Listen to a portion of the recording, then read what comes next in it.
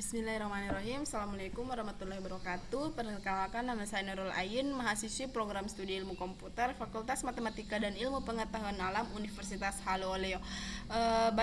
Di sini saya akan menjelaskan tentang proposal penelitian saya dengan judul clustering menggunakan algoritma Siemens untuk prioritas penerima bantuan langsung tunai studi kasus desa TPOE. Langsung saja, bagi pemerintah Indonesia, masalah kemiskinan merupakan masalah lama yang belum dan sulit untuk diselesaikan.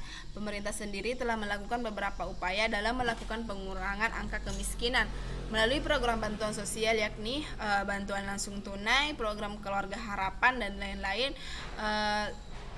Setiap pemimpin daerah maupun pusat selalu menjadikan penduduk miskin sebagai tujuan utama yang harus diselesaikan ketika mereka berkuasa. Satu kesulitan yang terkadang dihadapi oleh pemerintah dalam proses penyaluran bantuan adalah proses pembagian bantuan sosial yang tidak merata dan tidak tepat sasaran.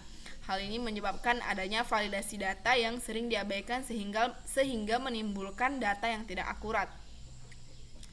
Dari pemaparan di atas, peneliti akan melakukan penelitian tentang pengelompokan data penduduk miskin yang akan menjadi prioritas utama dalam penerimaan bantuan langsung tunai tersebut. Oleh karena itu, diharapkan penelitian ini dapat bermanfaat bagi peneliti selanjutnya dan juga guna membantu pemerintah desa dalam pengelolaan bantuan langsung tunai sehingga dapat dengan mudah mengkelompokkan atau mengklaster penduduk miskin yang akan menjadi prioritas utama dengan tujuan agar bantuan yang akan dialokasikan ke masyarakat dapat tepat sasaran. Berdasarkan permasalahan tersebut, peneliti mengangkat judul yang akan diteliti, yaitu clustering menggunakan algoritma Siemens untuk prioritas penerima bantuan langsung tunai studi kasus desa TPOE. Adapun rumusan masalahnya itu berdasarkan latar belakang yang telah dijelaskan sebelumnya, maka peneliti merumuskan masalah dalam penelitian, yaitu bagaimana cara mengkelompokkan atau mengklaster data penduduk miskin yang akan menjadi prioritas utama dengan tujuan agar bantuan yang akan dialokasikan ke masyarakat dapat tepat sasaran. Kemudian tujuan penelitian ini adalah untuk memperoleh hasil clustering dengan algoritma Siemens untuk prioritas penerima bantuan langsung tunai. Selanjutnya beralih ke penelitian terdahulu. Pada penelitian ini, penulis mencantumkan beberapa hasil penelitian yang memiliki relevansi dengan penelitian yang akan dilakukan. Yang pertama ada Yolanda Aprilia Putri Kartikasari dan kawan-kawan dengan judul penerapan metode Kimodes untuk proses penerimaan bantuan langsung tunai atau BLT. Tujuan penelitian ini yaitu memudahkan dalam menentukan penerima BLT dan dapat mempersingkat waktu dalam pengolahan data. Adapun perbedaan dari penelitian ini yaitu penelitian tersebut menggunakan metode Kimodes, sedangkan penulis atau peneliti ini akan menggunakan metode Siemens. Kemudian ada penelitian kedua. Pada penelitian Suhartini dan Ria Yuliana pada tahun 2021 dengan judul penerapan data mining untuk mengklaster data penduduk miskin menggunakan algoritma Siemens di dusun Bagik Endep Sukamulya Timur. Penelitian ini bertujuan untuk mengelompokkan data penduduk di wilayah Sukamulya Timur yang memang dikatakan tergolong penduduk miskin. Adapun perbedaan dari penelitian yang dilakukan oleh penulis yaitu di bagian pengumpulan data penelitian tersebut. Pada penelitian tersebut untuk mendapatkan data dan informasi yang benar dengan cara observasi, wawancara, dan studi pustaka. Sedangkan teknik pengumpulan dari data penulis yaitu dengan melakukan pengumpulan data langsung dari administrasi kependudukan desa, studi pustaka, dan melakukan observasi dan wawancara langsung dengan warga desa tersebut. Selanjutnya, pengertian data mining, cara pandang dan pengetahuan yang berbeda membuat para ahli memberikan definisi berbeda tentang data mining. Sebagian ahli menyatakan bahwa data mining adalah langkah analisis terhadap proses penemuan pengetahuan di dalam basis data. Pengetahuan bisa berupa pola data atau relasi antar data yang valid atau yang tidak diketahui sebelumnya. Data mining adalah sebuah proses pencarian otomatis informasi yang berguna dalam tempat penyimpanan data berukuran besar. Istilah lain yang sering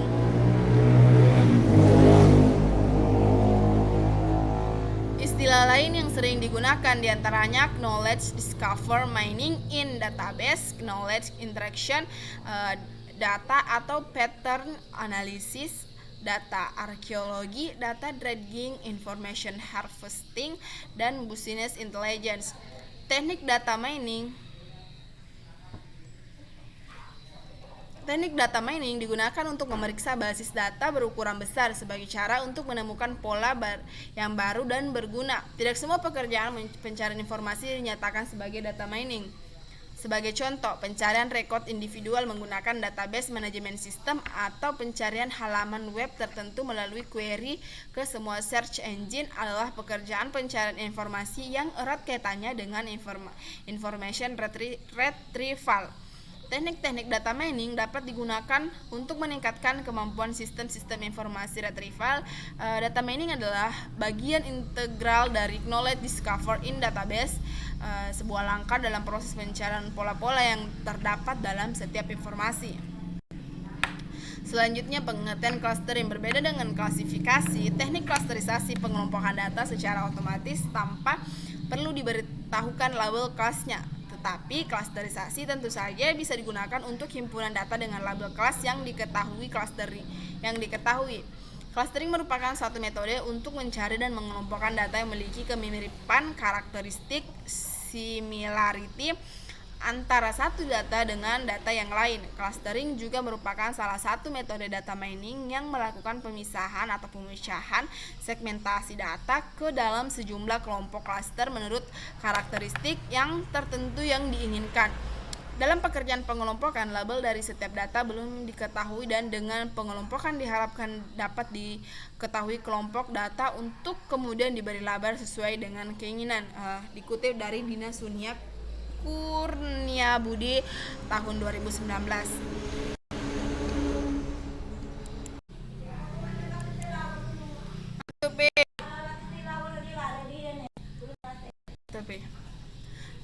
Selanjutnya ada algoritma Siemens. Siemens merupakan metode klasterisasi yang paling terkenal dan banyak digunakan di berbagai bidang karena sederhana, mudah diimplementasikan, memiliki kemampuan untuk mengklaster data yang besar dan kompleksitas waktu linearnya ONKT. Dengan N adalah jumlah dokumen, K adalah jumlah klaster, dan T adalah jumlah iterasi. Siemens merupakan metode pengklaster secara partitioning yang memisahkan data ke dalam kelompok yang berbeda. Dengan partitioning secara iterasi, Siemens mampu minimalkan rata-rata jarak setiap data ke klasternya. Metode ini dikembangkan oleh McQueen pada tahun 1967, dikutip dari Waworuntu and Amin 2018.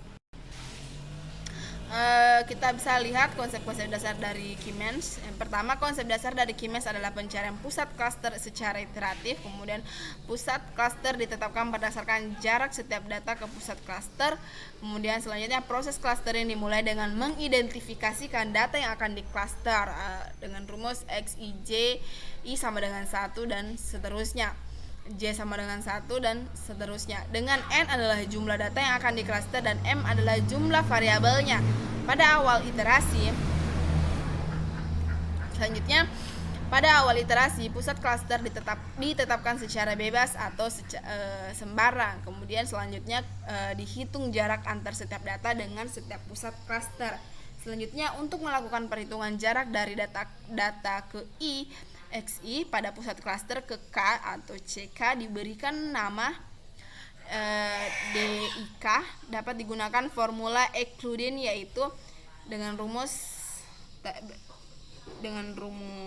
berikut ini. Dengan keterangan DIJ jarak objek antar nilai data nilai pusat klaster, kemudian P jumlah dimensi data, XIK nilai data dari dimensi ke K, XJK nilai pusat klaster dari dimensi ke K.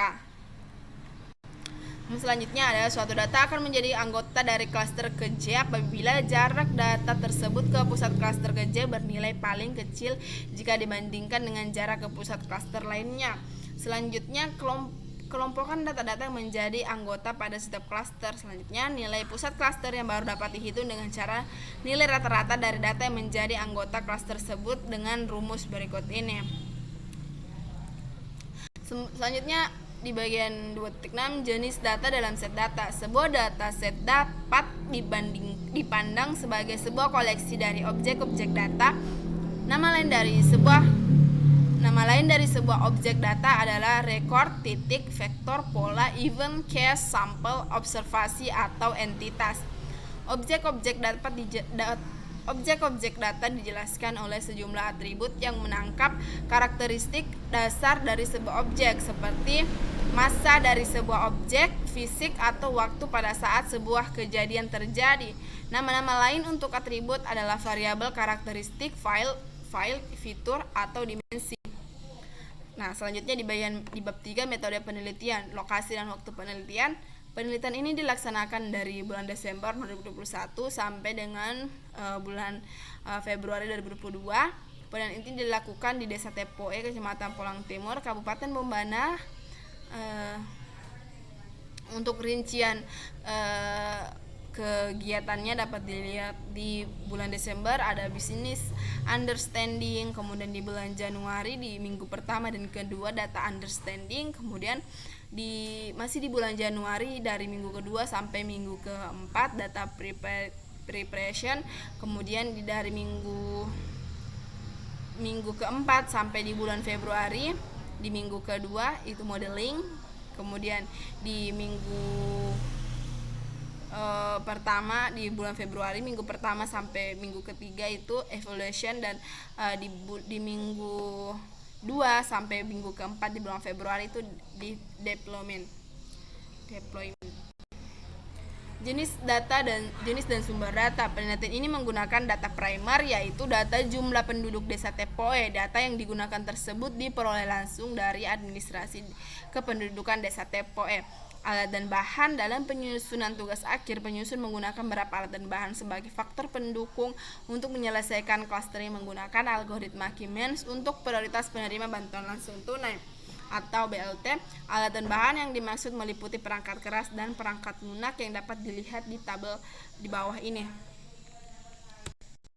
Jenis penelitian yang dilakukan adalah penelitian kuantitatif. Penelitian kuantitatif dapat diartikan sebagai metode penelitian yang berlandaskan pada filsafat positivisme, digunakan untuk meneliti pada populasi atau sampel tertentu. Dikutip dari Sugiono 2019. Selanjutnya prosedur penelitian.